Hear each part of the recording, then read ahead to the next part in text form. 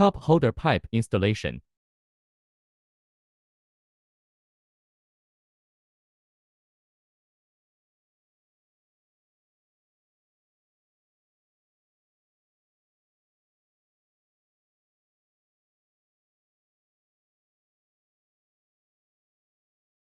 Connect the medium straight pipe to the short pipe. Connect the other end of the short straight pipe to the bent pipe. Tighten the iron ring on the short pipe.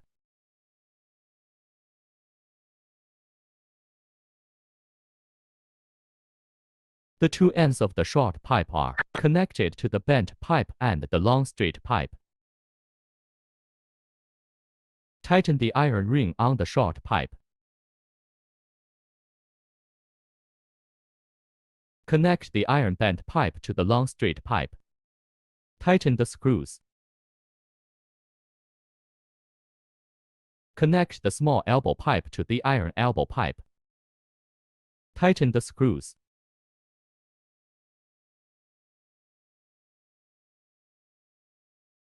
Install cup holder.